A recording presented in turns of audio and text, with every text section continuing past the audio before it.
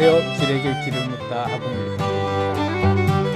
오늘은 홀로서기가 가능해야 같이 살기도 가능하다라는 제목으로 얘기를 좀 나눠보겠습니다. 제가 지난번 영상에 또 올린 내용에 보면 무소의 뿔처럼 혼자서 가라라는 영상을 올린 게 있는데요. 누구에게도 의지하지 말고 자기 스스로 혼자 오롯이 독립해서 자기 스스로 살 수 있는 존재가 돼야 된다. 서로가 의지하는 존재로 인간은 그렇게 만들어졌다라고 다들 생각하는데, 서로가 의지해야 될 존재이기 때문에 인간이다. 인간은 스스로 부족하기 때문에 의지할 대상을 찾아야 된다. 근데 거기에 반하는 얘기로 인간은 누구에게 의지할 존재가 아니다. 스스로 오롯이 독립할 수 있고 스스로 온전히 홀로 오롯이 설 수 있어야 된다. 그런 얘기가 이제 무소의 뿔처럼 혼자서 가라라는 주제로 제가 영상을 올린 적이 있는데요. 거기에 이제 이어지는 내용입니다. 홀로서기가 가능해야 같이 살기도 가능하다. 어떻게 보면 당연한 말일 수 있지만 사실은 이런 생각을 잘 안 하죠. 왜냐하면 인간은 서로가 연결돼 있고 서로가 의지하면서 같이 살 수밖에 없는 존재이기 때문에 홀로서기를 한다라는 생각을 잘 안 해요. 홀로서기를 해야 된다라고 하면 조금 다르게 생각을 하죠. 되게 나쁘게 생각을 합니다. 독불장군이라든지 아니면은 누군가로부터 단절됐다, 뭐 그렇게 홀로서기에 대한 나쁜 선입견이 있어요. 그런데 인생이 자기 혼자 자기 스스로를 책임지고 자기 혼자 오롯이 설 수 없다면, 그러니까 자기 스스로 자립할 수 없다면 그거는 같이 사는 사람에게 민폐가 되는 거예요. 같이 살 수도 없는 거죠. 같이 사는 게 아니라 그때부터는 얹혀 사는 게 되는 거예요. 보호를 받으면서 사는 거죠. 그래서 엄격한 의미로 보면 스스로 온전한 자유인이 되고 스스로 온전히 자기 스스로를 책임지면서 홀로 설 수 있어야 되는 거예요. 혼자 온전히 서 있을 수 있어야 되는 거예요. 그 누구의 도움도 필요 없이 스스로 자족하고 작업할 수 있는 그런 상태로 만들어져야 그게 진정한 자유인이고 그게 진정한 인격체로서 성숙한 사람이 되는 거죠. 그러면 같이 사는 사람은 필요가 없느냐? 그때부터는 1 더하기 1은 2가 아니라 1 더하기 1은 5요, 12요, 100이 되는 시너지의 효과 때문에 같이 사는 사람이 필요한 거죠. 그래서 이런 이론을 가지고 제가 오늘 좀 얘기를 좀 나눠보려고 합니다. 홀로서기를 할 수 있어야 돼요. 그 누구의 도움이나 그 누구도 내 곁에 없을 때조차도 나 혼자 오롯이 스스로의 자존감이, 스스로의 자신의 정체성이 혼자서도 아무런 불편함 없이 살 수 있는 정도의 자기를 만들어 나가는 게 최종 자기 단계가 돼야 되는 거예요. 그게 진정한 성인이고 성숙한 자아로서 독립된 개체가 되는 거예요. 그걸 만들어 놓는 걸 우선해야 된다. 그러려면 자기 우선 살아야 돼요. 자기 위주로 살아야 돼요. 오로지 자기만을 챙기는 위주로 살아야 되는 거예요.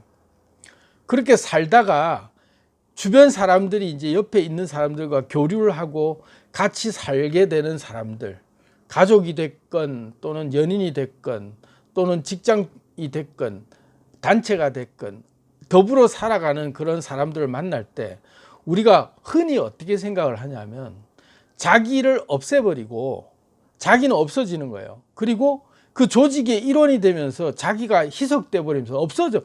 그래서 특히 그 주부들 같은 경우는 자기 이름 없어지고 자기 삶이 없어지고 누구 엄마, 누구의 부인으로 그냥 살아가는 거죠. 남자들도 마찬가지예요. 가정에 속한 순간 자기라는 아이덴티티는 없어지고 그 조직의 일원으로 묻어들면서 완전히 자기는 사라져 버려요. 그래서 공돌이에 뼈와 살을 갈아서 만들어냈다 뭐 이런 얘기야.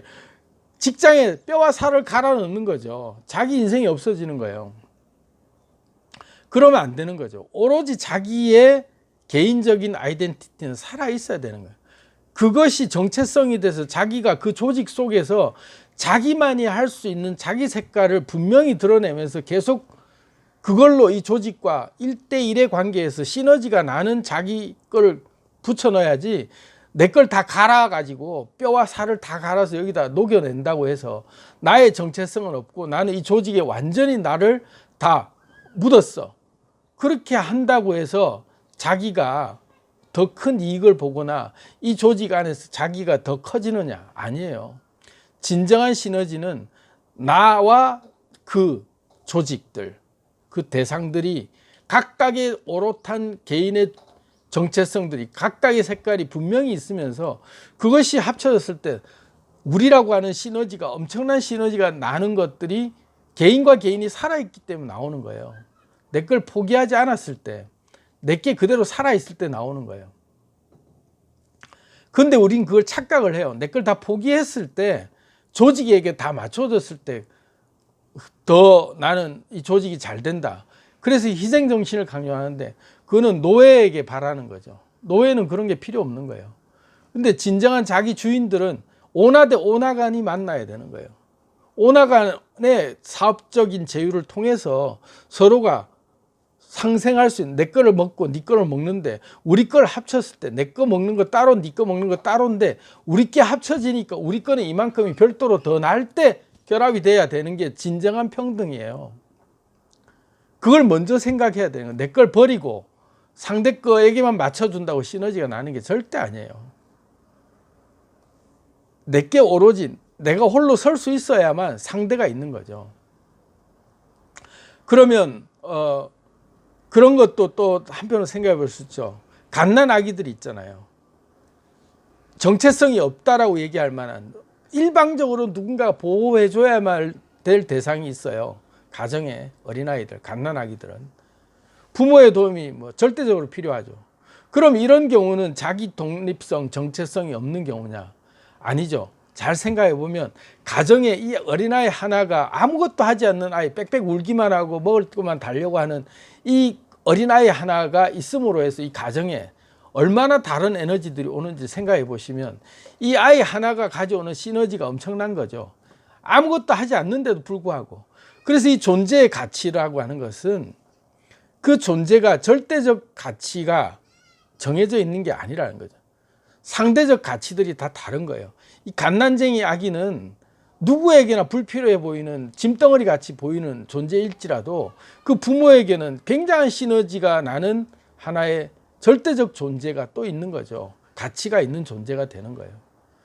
그래서 정양적으로 얘가 이만큼의 양밖에 없으니까 얘는 이만큼의 양이 얘에게는 별로 도움이 안 되기 때문에 가치가 없다, 이렇게 평가할 존재가 아니라는 거예요. 저마다 가지고 있는 자기 에너지들이 있어요. 어느 조직이나 누구에게나 간에. 보석도 에메랄드하고 사파이어하고 이 차이가 그런 거 있잖아요.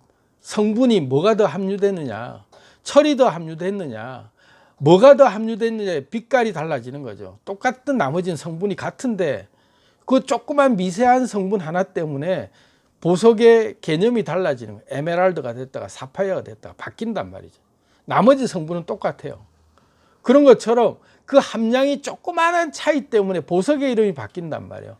바닷물도 3%밖에 안 되는 염분 때문에 바닷물이라고 이름을 칭한단 말이죠. 97%가 다른 이물질이 섞여 있어도 염분 3% 때문에 바닷물이라는 이름으로 바뀌고 모든 오염물질을 정화시키는 기능을 하게 된단 말이죠. 그 3%의 힘이 그만큼 무서운 거죠.